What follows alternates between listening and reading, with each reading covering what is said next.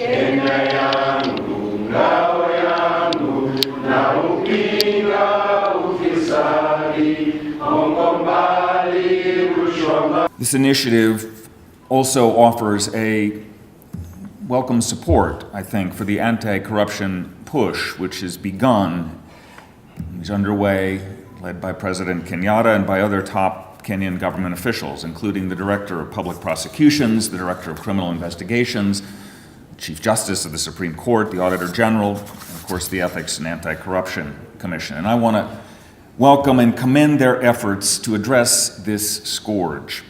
But to end corruption, to end theft, to end the plunder, you really need a national movement. You need a sustained war, a sustained campaign to deal with this problem. The roots of this corruption tree are so deep that even if you cut it, unless you take some very drastic action, it will sprout up right again. And therefore now it is calling now for a totally different strategy of dealing with it, because we allowed corruption to get to where it did. And therefore, it is now got to a level, where it is devouring all of us. It's eating us. And I think when people are saying that, we need this to save our nation, they are absolutely spot on, because this is what now it has come to. We are here to declare the war on that monster. But also, when we talk about war, our war is a very serious matter, very serious matter. And why are we doing it? We are doing it really for the survival of our nation. That is what it is. Yeah? And I think we need to be very serious about this, that we are doing this for the survival of our nation. And also, more importantly, also about the prosperity of our nation, and also for the future of our children. That's just how bad this thing is. Counterfeit has infiltrated this country. Substandard goods are endangering our lives. These are the news in headlines, in the newspapers, and in the screens that we see daily. The prevalence of counterfeit has been on the rise, and corruption is playing a huge role in this increase. Corruption and counterfeit, of course, go hand in hand. Why? Because the basis and the idea of counterfeiting comes from a corrupt state of mind, corrupt values, a corrupt way of doing business, among other things. We find it at individual levels.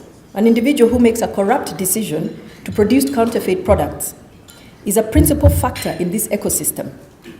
They do so for personal gain, which financially hurts the consumer, who is deceived that they're getting a genuine product from the original manufacturer.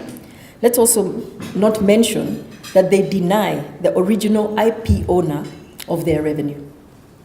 The economy also plays a part in encouraging counterfeit.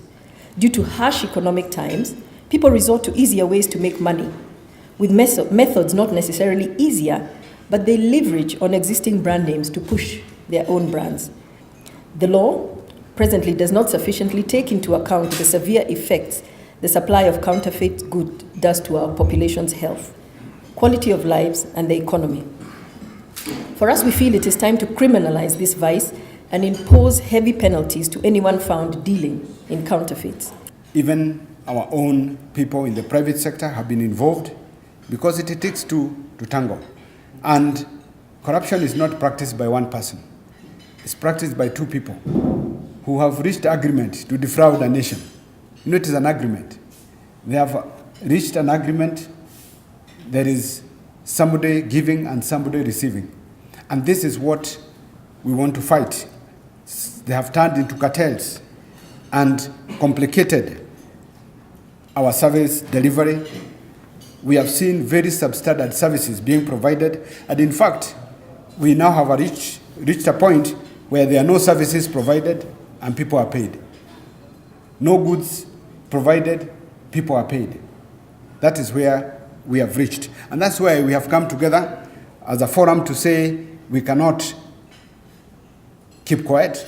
We'll stand up to be counted and move together with Kenyans of goodwill to fully participate in the fight against corruption.